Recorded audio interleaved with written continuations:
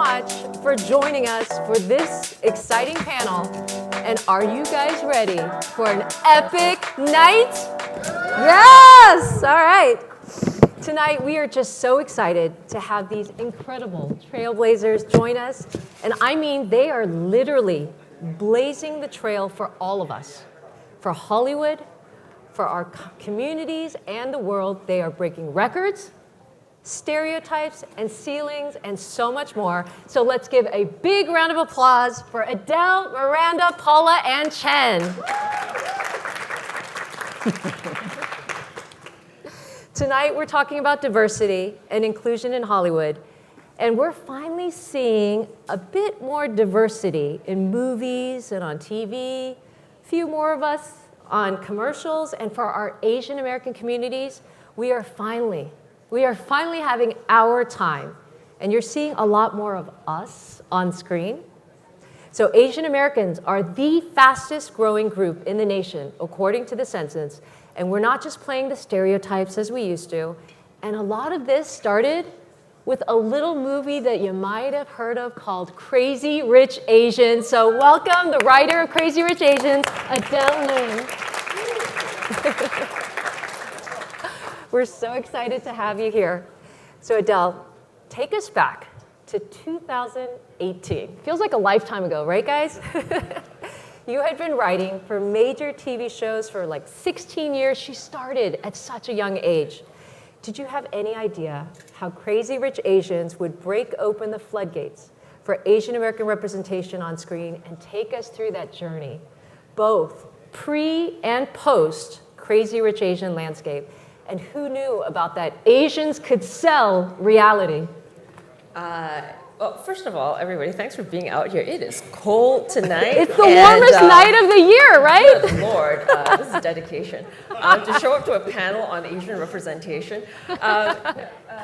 So, no, none of us were really thinking, you don't go into a project thinking this is about representation and this is about, portraying my community to a larger, to a global audience. I was more concerned about us blowing the roof off the place because we just thought, if we messed it up, it would be another 25 years before we had another movie with an all-Asian cast because Joy Luck Club had come out 25 years before that. That's unbelievable. And we thought it was going to be a game changer, and it really didn't. We were just sort of stopped in our tracks.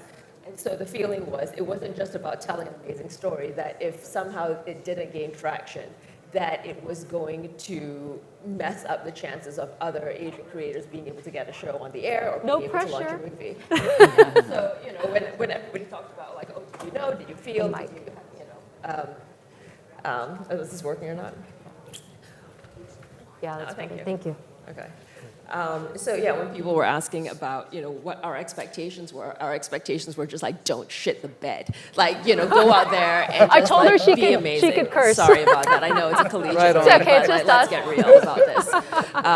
Yeah. Icebreaker. So, the landscape after that too, we had such a groundswell of support from our community. Yes. And I think the latent benefit to that was that all these communities of Asian Americans, and not just Asian Americans, people from underrepresented communities across America really found something in it that they could connect to because it wasn't part of like a mainstream story. They had seen it again and again. Yeah. And they really came together, they showed up to support it, and being able to feel that support and that pride from the community was all over the world was tremendous. Yeah. And you talk about the landscape after the fact.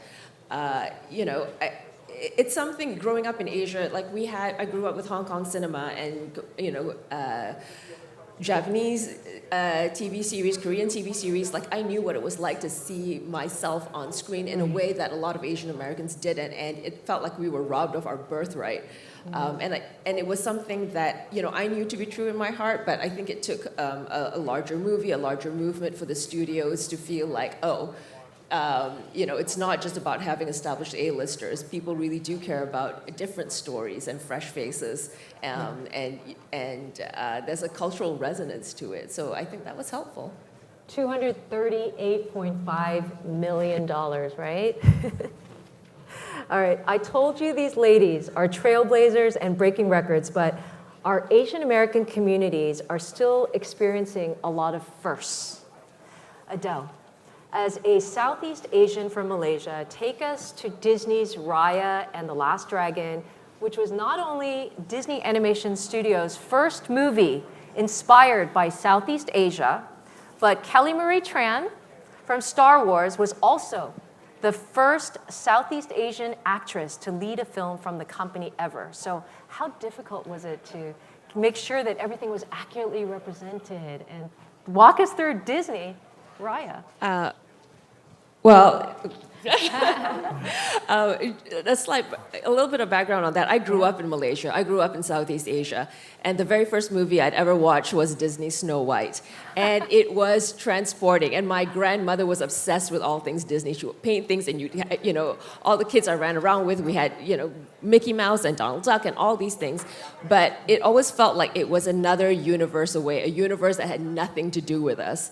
And so the idea that I could come into Disney and be part of creating a Southeast Asian inspired princess and lead of a Disney animated feature was tremendous.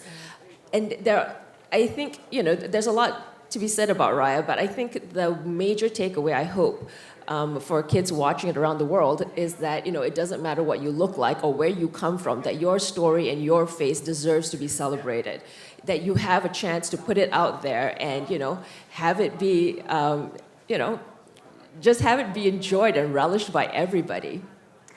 Yeah, and Raya. I forgot. Like your question was about the care taken about representation, the research that went into it. I think Disney, more than any other company I worked with before, they really take the trouble to get the research, not just research, but, you know, to really come from a place of authenticity, because they know their movies aren't just about box office records for a year or two. What they're hoping for and they're aiming for is to have a story that is told, you know, that will last for generations, that a movie that your grandchildren will enjoy. And so, you know, following Snow White, now we have Raya. Yeah, and so, you know, it's a lot of pressure going into it, but there was so much pride. And the delightful thing working in that place was that there were so many people of the culture or who knew the culture intimately, the story artists, the animators, who either, you know, were Asian or came from Southeast Asia, or that's where their parents and their family came from, and being able to actually lean into that, not having to hide who you're from to so you can adapt to mainstream culture or create something you think mainstream culture will appreciate. Being able to, you know, draw fruits and soups and foods and, you know, textiles that you grew up with and love, that only you're familiar with, and being able to share that with the world and having the world celebrate that with you was a really special experience. That's awesome. So, one of these ladies is a motorcyclist. She's a black belt martial artist, and she's captain of the rugby team. Miranda KWOK, everyone. Woo! Miranda, you are kind of a badass. Can I say that? Now, you've had a remarkable career, Spartacus, The 100, but I'd like to focus on your new hit show, The Cleaning Lady on Fox. Yes! As the executive producer, series developer, writer, you guys might have seen the posters all over town. Beautiful Elodie Young with that yellow cleaning glove, right? That is the cleaning lady, everyone. Now, people are talking about it all over social media, but I have to do a little bragging here because IW Group is helping with publicity, and so we have a little bit of inside information. So this groundbreaking series, which premiered recently, is Fox's first primetime show to be produced by and starring an Asian female. Yes! Oh, and it continues. First Cambodian and Southeast Asian female lead ever. And now it's Fox's highest rated drama debut in the last 2 years. The Cleaning Lady, series developer, Miranda KWOK, everyone. Miranda, tell us a little bit about The Cleaning Lady, and can you talk about what makes this story so distinctive, and what was it like getting the project off the ground for you? Well, for those who don't know, The Cleaning Lady is essentially the story of a whip-smart Cambodian doctor who comes to the U.S. For a bone marrow transplant for her son. But unfortunately, the system fails her, the bone marrow donor backs out, and she's left with a choice. Either she can go home where there are no resources, or she can break the law and stay as an undocumented immigrant and try to hope to get some medical help for her son. So she breaks the law for the first time, becomes this undocumented immigrant. And so, you know, it's a story that, the reason I chose to adapt this particular project it was really important to me to show a story about female empowerment, but also specifically from a Southeast Asian lens. You know, I was traveling in Hong Kong, you know, years ago, and I remember coming across this scene where I just literally turned a corner in downtown Hong Kong, and there were tens of thousands of Filipino workers just congregated on the streets, and they were sitting on cardboard boxes opened up in plastic bags, and they were eating their lunches and sharing meals together because Sunday was their only day off. They had no homes, and they had no money to go anywhere. And so, you know, they were basically treated like second-class citizens. And this is a situation that happens all around the world.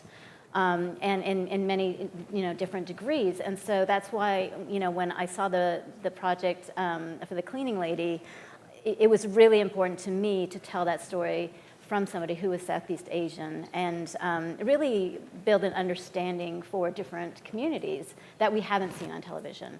And so fortunately, when I pitched this initially to Warner Brothers and said, yeah. What did they say? I said, how about a Filipino lead? And they were like, yeah. Like, how about that?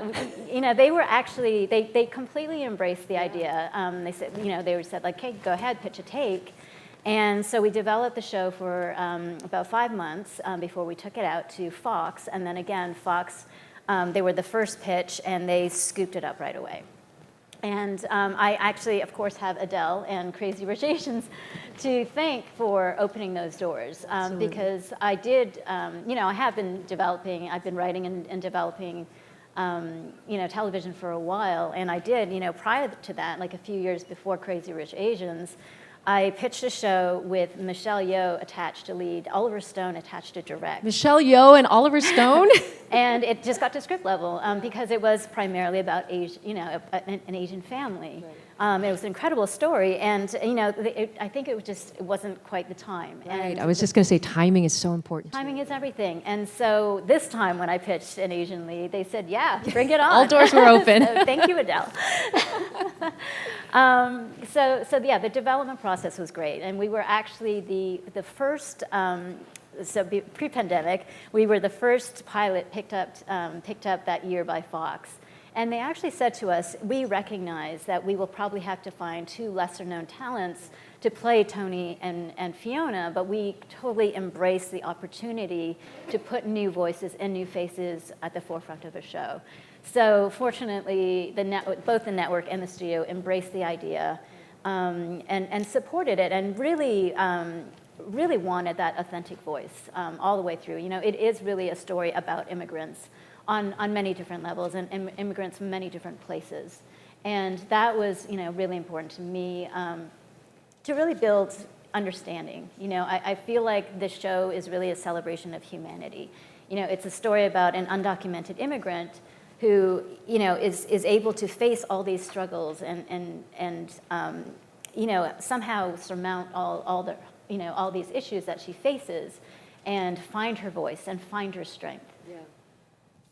That's great. The Cleaning Lady show tackles, like she said, real, deep, relatable issues that we are dealing with today, such as, you know, immigration, mental health, but you also highlight so many different cultures, and even just the simple things like using the language of Tagalog throughout makes a difference, because I know that the Cambodian and Filipino communities are so excited about this show. So how did the characters on the show reflect real and relatable immigrant stories and break out of the tropes that are often seen on screen about the immigrant experience? You even had like an ICE raid episode, right? Yeah, absolutely. And I think, you know, it's really about showing, you know, the everyday terror that people face, you know, that ordinary people don't deal with. Like, I mean, You felt like a personal need after seeing something on TV or something, right? What was happening with the ICE raid, and you were inspired to write? Yeah, when I was initially developing the show, it happened around in 2019, where they were the unprecedented ICE raids across the country. And there was a specific day in particular in August, it was the first day of school, and they rounded up 680 immigrant workers and took them from their children. And it was so heartbreaking to see all these, you know, children terrified and devastated and you know, crying, not knowing if they were ever going to see their parents again. And you know, it was so cold and callous. And one of the things we absolutely hope to do on this show is just create a broader understanding for people, so that we can, you know, garner more sympathy and empathy and compassion. And I feel like, you know, honestly, I've been overwhelmed with the response. You know, first of all, you know, there have been so many people who have reached out to say, you know, thank you for putting our voices on screen. You know, I finally feel seen. You know, finally people are actually embracing our culture. Like, this is really bizarre. Like, you know, seeing the Tagalog words, all of that. And at the same time, you know, what we hope to do by creating compassion, you know, I thought, you know, I try not to have expectations of you know, for me it was like, I'm trying to tell the best story I can. Storytelling. Right, and this is a story I want to tell, and you either you know want to green light us or you don't, right? And so it wasn't about the outcome necessarily. And I thought, okay, there's probably going to be some pushback because it's, you know, there's, you know, undocumented immigrants, but in fact it's been the opposite, and everything that we hope for has come true, where people who have different political views and you know, are anti, you know, undocumented immigrants. Have actually said to us, like, well, yeah, we don't want to see them get deported. And after episode 5, somebody said, you know, I was bawling my eyes out. And that is like the very reaction we could hope for. So, you know, I'm so grateful that we now have this platform to be able to tell these stories and actually build understanding to the community. Beautiful, thank you so much. Yay, yes, you can clap. Paula Madison. You represent both the African and Asian diasporas, and you have had this unbelievable career in entertainment and sports, including an ownership stake in the LA Sparks, yes, CEO of the Africa Channel, author, executive producer, the list goes on and on. Now, looking back at the past few years, what do you think we've learned about diversity and inclusion in the entertainment sector? Because as the former head of diversity at NBC Universal, you've been there from the very beginning when we didn't even know what the word meant and people weren't talking about diversity. Tell us, Paula Madison. Well, first of all, thank you for inviting me. Thank you for having me. And back then, when I was asked to take on the role of Chief Diversity Officer, I came out of the role of President and General Manager of NBC4 here in LA. Before that, I was Vice President News Director of NBC4 in New York. So I'd been with NBC for some years and was kind of known as the black woman with the afro who's always kind of bodacious, right? It was almost like stealth undercover. Wait, what, you're Chinese too? How come I didn't know that? Well, because you don't ordinarily walk into a room and say, I know I look black. I look blackety black, but I got this other thing going on over here. Unless there's a reason to work it into conversation, there really was no need. At the point where diversity became a corporate initiative, and in the world of television network studios for us, it was driven from the top down by our parent company, GE, right? And then there came a point where, you know, and I'm going to go out on a limb here and say it, but of the 4 networks at the time, NBC Universal was in the lead in terms of the numbers of series, the actors, the recurring, the writers, all the above. And how did that happen? It happened really because when they asked me to take on that role, what they didn't know was that I was independently wealthy. They didn't have a clue, right? And they had no clue because there was no reason to bring it up. Just like there was no reason to say, hey, guess my grandfather's Chinese. That came about because my oldest brother, who was kind of a mad genius, created an algorithmic trading program where he created and built computers that would trade on the financial markets faster than humans. My husband and I invested 7 figures, and in 3 years, it was capitalized at $500 million. Out. Okay. I know, we got So I say that because when you ask how did it happen, there came a point really where I had to tell the management, so you guys want me to step out of a job that's localized in Los Angeles to an enterprise-wide job for the entire company, I need to tell you what my assets are. And they were like, sure. And then I listed them. And then the head of HR came to see me. Paula? Is there an extra couple zeros in there? He said, Paula, what am I looking at? I don't know. What are you looking at? Your dream. Well, it looks like you own a lot of things. I do. He asked me, well, it looks like you're wealthy. Yeah, I am. And the question he asked was, well, why do you work? I said, well, why do you work? And his response was, well, you know, I have a career and I have bills and I have children. And I said, oh, I got bills, but I pay them automatically. And, you know, I buy houses with a check.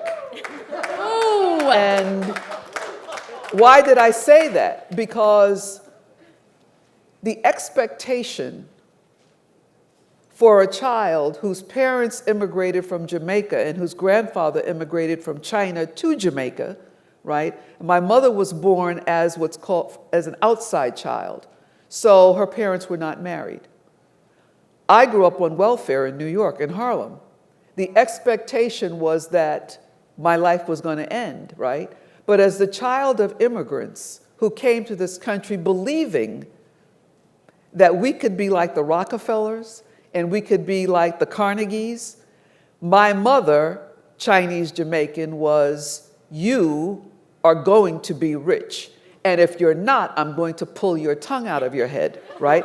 So with that overlay of how that occurs, how was it in the beginning? In the beginning it was, well, but you know, do we really have to do that? Yes. I had a meeting with executives, all the creatives in television and film. And I said, you know, we're doing reasonably well in terms of representation of African Americans. Always improvement. We bought Telemundo, right? So we had some of the Latino flavor. And I said, I will consider myself to be somewhat successful in my job at the point where you cast an Asian American male as a romantic lead. The room was like, what? What? At that What? time? Right? But,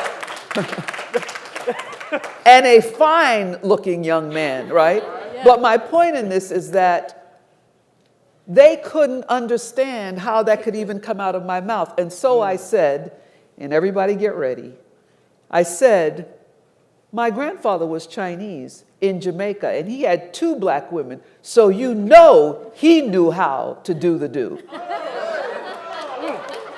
You tell them, Paula. Right? And I said, so why can't Asian American men be cast as romantic leads? Because China is the most populous nation on the planet, and somebody is getting somebody pregnant. Those kinds of things, and in your face kind of approach, meant that they had to deal with me, and guess what I wasn't worried about? Losing my job. That's right. Financial freedom. I wasn't worried about being fired. I think she's a because badass too. financial independence means that you have a greater freedom to speak.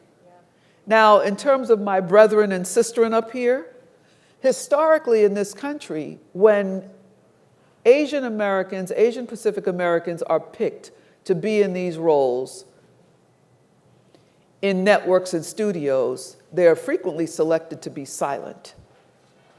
They're frequently selected to not reflect the culture. I'm not making this up. I was sitting there. Right. And I pushed for badasses. I pushed to get ones to come in who wanted to represent and to tell our stories, whether they are Cambodian, Hmong, Laotian, Toisanese, Hakka. Tell all the stories because we are not a homogeneous people. And by the way, what I dared them to do was tell me that I was unusual because the islands of Jamaica and Cuba, the nation of Panama, Peru, there are people all over who are known as what we call today Blasians, mixed black and mixed Asian. And it's the fastest growing demographic in the United States, mixed race people. So I'm here to say that when we're thinking about telling the stories, right, I too am Asian. So make sure that I'm seen also. Amen. Amazing. I was going to use a word that started with F when, you know, okay. but I decided. We'll just stick to badass for the theme tonight. That's right. You have such a unique background, and you've been such a force in the Asian American communities. Paula, you've got an amazing story behind Finding Samuel Lowe from Harlan to China, but I want to hear about the upcoming Vincent CHEN project and why this particular film is so important to our AAPI communities when it comes to advocacy and the recent Asian hate crimes. Sure, well, thank you. I spent the early part of my career as a journalist. First, I was a newspaper journalist, and I ended my career running the news department for NBC4 in New York. I met during the course of that time a fellow journalist who some of you may be familiar with. Her name is Helen Zia.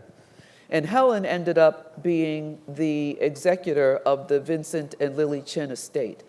Helen was a medical school student who dropped out in order to become a labor organizer in Detroit in the early 1980s. And I asked her, "Your parents didn't kill you?"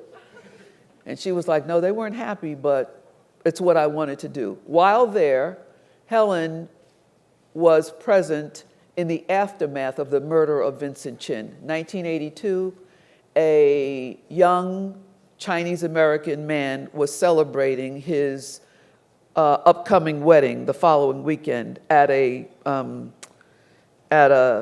strip club.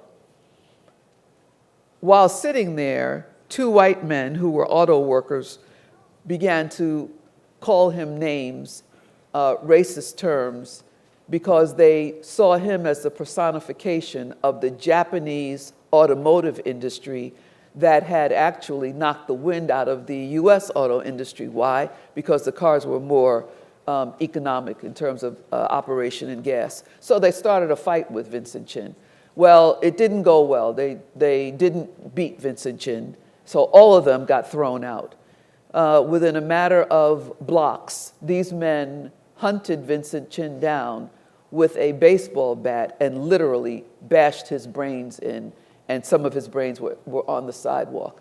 What this did was it galvanized the Pan-Asian American community, beginning in Detroit and then across the country. But the story is a story that also includes how other groups became involved, including African Americans.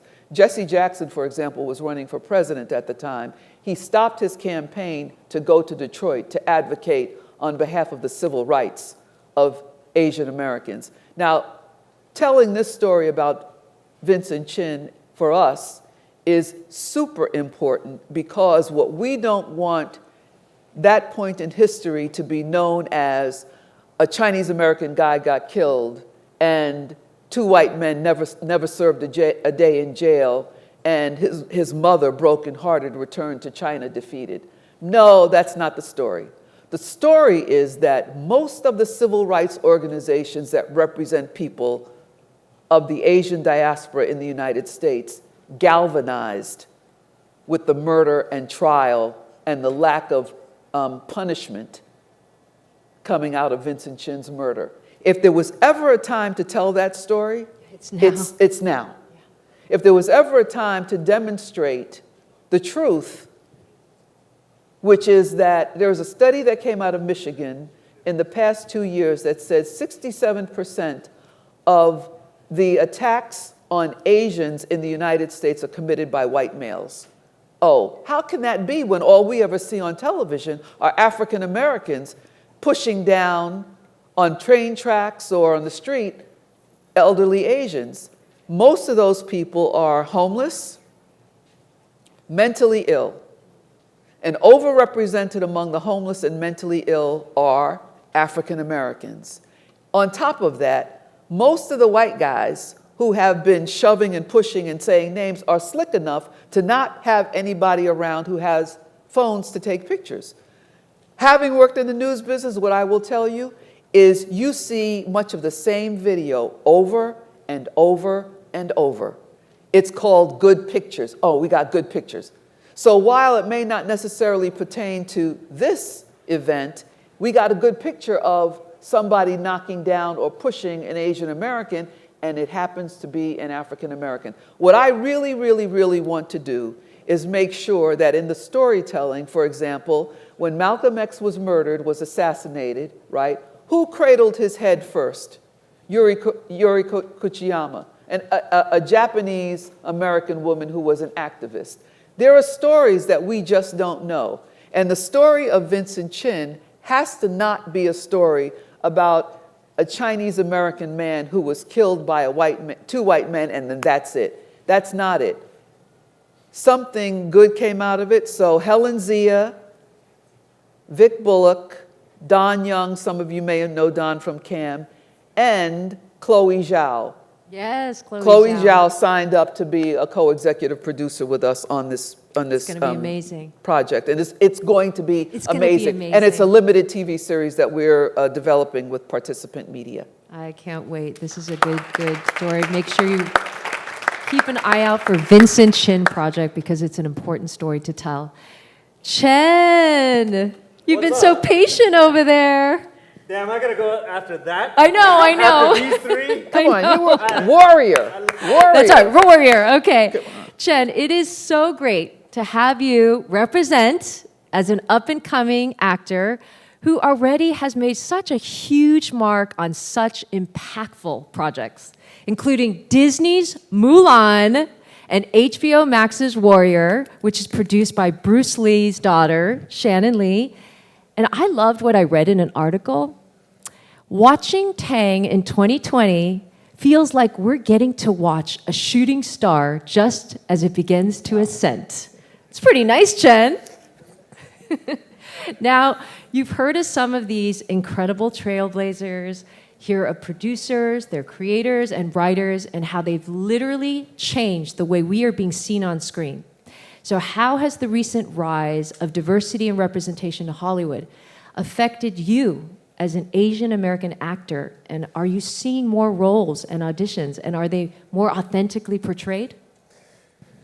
You know, I'll start with this. First off, I feel like the intern at the executives table. So like, it's incredible to be I feel that way too. with the creators. Yeah. And I say that for me as an actor because I can only give my perspective, and that's the one sort of on the ground floor. And I say that with pride because I really, really love what I do. And it wouldn't be possible without fine folks like you right guys. here. And to answer your question, for me, I've been doing this now 10 years. And we got to really, I kind of got into the business right when it was right about to sort of like pop off with the representation, when representation was more starting to become in vogue. So I can't speak to like the folks that came before. They've seen, you know, they've really paved a lot of these paths. The stereotypes. The stereotyping, it was starting to change when I first started getting into this business. And but even in that 10 years, I've really felt there was a big change in basically what was starting to become more accepted. And that is something that I feel is pretty important because, you know, I'm going to piggyback off of some of your earlier questions in the fact that are you seeing more of these things, more of these projects, and the value of them? I feel like the value of these projects, the value of telling authentic stories is actually in a sense to normalize things. Because as we start to see more of it, all of a sudden, it starts to not be so shocking. But that thing was always there. Paul, you said there are so many of these stories that you don't know about. There really, really are. And coming from me as an actor, we're seeing a lot of them. And also, we're actually seeing more of what we call open ethnicity. All ethnicities, Multi-ethnic. please. It used to be actually, open does that ethnicity was mean? just something that they It's just like said. rainbow colors, yeah. And, you know, I'm like, well, I can only give all of myself.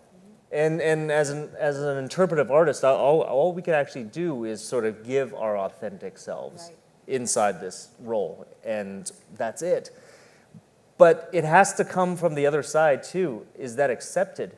Is that seen as, like, if you see your authentic self, if you really are saying, like, I'm really being myself, is that being accepted as, okay, I can believe that?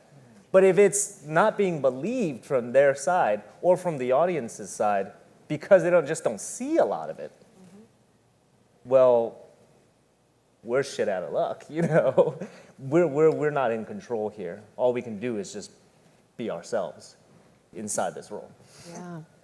So you have a hit show, HBO Max's Warrior, and it's an American martial arts crime drama TV series that was based on an original concept and treatment by Bruce Lee, executive produced by his daughter Shannon Lee. Now you have an interesting character playing Hong, who is also gay. Tell us about the significance of this show, your character and how you developed that character, and why is this show so important and finding such a great following and fan base? Because we've got a lot of fans for Warrior. Well, thank you so much. For those who don't know, this show, we're about to go into our 3rd season, and it's, best way I can describe it is if Quentin Tarantino took all the Westerns and all the martial arts movies and mashed them together and made a 19th century Chinatown gang war story. That's a good pitch. With a lot of fighting. But it's a lot of folks say, you know, this is an action show, it's a really fun show, but it actually, most of the stories really did come from real life. This is in the late 1800s, it's the Chinatown in San Francisco, the Chinese immigration story. But it's not just that, because it's, at the time, this country has always just been such a melting pot, and has been such race relations has been such a big factor in it. So we tell a lot of these stories about the perspectives from the Americans, the Irish, the Chinese, the Hispanics of the time. And we really, to boil it all down, I mean, you asked a couple of these questions in your question, but one of the things that Jonathan Tropper, our showrunner, actually was very, very good about, he said, we don't want to put a microscope on anything. We just want to tell the story as is, and trust that that is interesting enough, and trust that if we do the best job in telling the best story we can, and telling these people stories, that will be enough. And so when I got the audition for my role, one of the things was he is gay, and he happens to be a hitman and a gangster. That's it.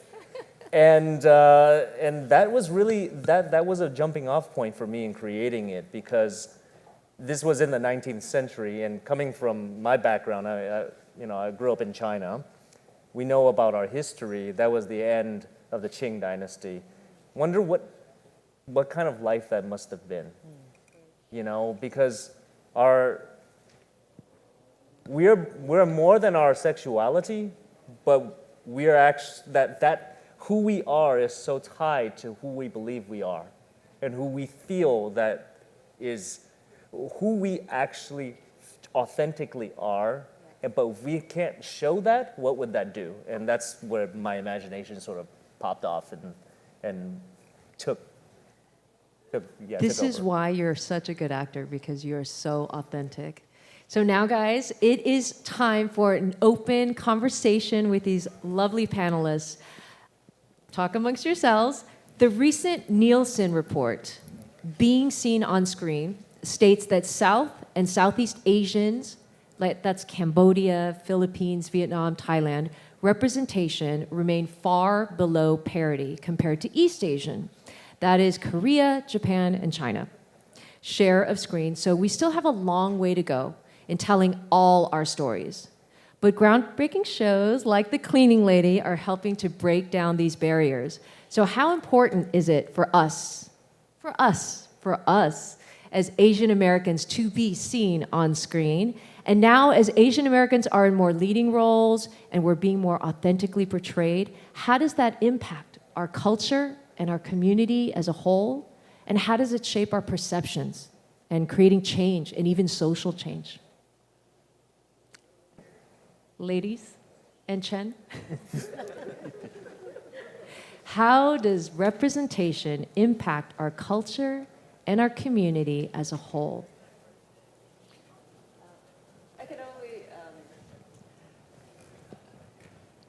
I can only speak to it as someone who grew up not in America, which is what we see. Our perception of America is really informed by television and movies. It is. It's the greatest cultural export of America. That's how I learned about, eating disorders and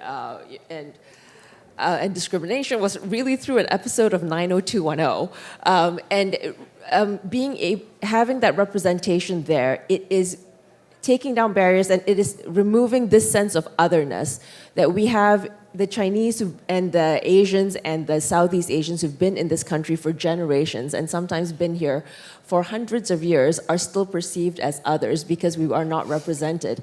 Because we've had decades and decades of television where our ancestors were just completely erased from the face of America, and we see the results of that now, where, and that story you shared about Vincent Chin and how he was perceived, it's exactly that. We see it in the news today about how China is being demonized. Chinese people and Asian people in general are being demonized because we are still consistently being seen as others. And how representation has changed us in a very real way is to be seen as who we are, as people, as Americans, as people who are deeply woven into the fabric of this country, and you wouldn't have been able to tell it in the decades of television and movies that Hollywood has churned out. So, yeah, I think it's also it's about breaking stereotypes as well. For the longest time we only saw East Asians on camera, and we usually only see them in martial arts films, and really it's about dimensionalizing Asians in many different ways, showing that we are multifaceted. We aren't just one thing or another, and we aren't just the model minority that we're usually portrayed as, and it's all about just, again, building a better understanding of each other and as human beings. And again, people finally feeling like they're seen. And I think that's, the most, the thing that's overwhelming the most is that realization that, having a Southeast Asian lead, being the first show that has a Southeast Asian lead, it was actually overwhelming when I realized the importance of that. And, had to make sure, we did a good job in portraying them in a very multi-dimensional way. Because these are people who normally don't have the stage. They normally don't, have a moment to shine. They're normally disregarded or told they're not important. And so that's, I think, what's really important with representation is showing that you do matter and that you do have value. And that's why I think it is important to show that representation. I'll keep my answer short, and it is that my grandson is 15 now. When he was 8 years old, he's a really smart kid, right? And he looks more Asian than anything. He's got dreadlocks. He said, "Grandma, can white people be president?" And I knew he was serious, but it took me a moment. It took a minute. And I was like, this child in his entire life has only known a black man as president of the United States. Now, in his world, he didn't necessarily carry money around in his pocket, but I said, Idris, who's on the money? He's like, oh, yeah, right. Okay, and he just walked off. And I, with tears in my eyes, I was just like, oh my God. So the importance of representation, the numbers of people who are friends of mine and acquaintances who are of Asian descent, oh, that was my phone, I think, who are of Asian descent, thank you, and who talk about growing up in this country and being made to feel ashamed because of the food, their parents, where they came from. Imagine what it's going to be on the day in this country when an 8-year-old child looks at his grandma, and asks, can white people be president? Because in the whole time, the 2 terms has been a South Asian or an East Asian who's been president. It's about the importance of representation, and then being that seen. indicates that I can see myself. Right. I can make that a goal. So good. Now, it's been quite an eventful few years for all of us. And we are still living through the pandemic. And we are also living through something that happened today. God bless this country. And for our Black and Asian American communities, we have also gone through so much. Through BLM, the Asian hate crimes, to the rise of more diversity and representation for all of us. So we've all lost, and we've all gained so much. And so as we leave tonight, and as the whole world resets, we'd love to take a moment to reflect on something we want, we will, and we wish. So I would love to end this with a simple leading sentence for all of you. I wish, I want, or I will. Ladies and Chen.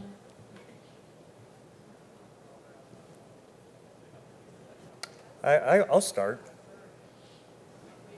Think about it, audience, for yourself. I wish that we would take the time to see each other and listen to each other as human beings first, and not our respective races, cultures, backgrounds second. Yeah. Beyond race and color. Anyone else? Yes. Thank you. I want the demonization of certain nations and people to end, so that we all have the opportunity to live lives that allow us to be our full selves and to achieve whatever it is that we can rise to that level of. That's what I want. I wish that the limits of travel would be lifted so that I could get back to China and see my aunts who are 88 and 90. I'm afraid that this is not going to end in time for me to see them alive again. Miranda, ADELE? I wish to see more understanding, compassion, and love in the world so that we can all heal. Wonderful. ADELE? I want our community to be fearless. Yes, Like, they need badass. to be fearless. Yes. There's so many, and I think specifically for the Asian American community that were raised my Asian American friends who grew up over here are so different from the Asians I grew up with in Asia, that they got hammered down sometime in middle school, and they learned like they needed to underrepresent and overperform and keep their heads down, and that is not the way to be in this day and age. That there are people who are afraid of taking a leap if they are creators, if they are performers, if they are artists, because they're afraid of what the world is going to think. They are afraid that they're not perfect and that they're going to be stomped down, and that is keeping a lot of us held back. And it's amazing that we have actors like Chen and and whether it's Henry Golding or Michelle Yeoh and other people who are just like out, Sherry Cole, Ashley Park, people who are out there just doing the damn thing and not kind of held back by any kind of fear, and that allows the rest of us to really tell our stories. So, Amen. yeah. So Wonderful. Let's give a round of applause. And don't forget, audience, because we've all learned so much, and I think we've all taken a lot from this evening. So what will you do? So we're going to wrap this up. So we want to give a big round of applause to all our amazing trailblazers. Thank you so much, everyone. Thank you to Jay and April and the UCLA team. Good night, everyone.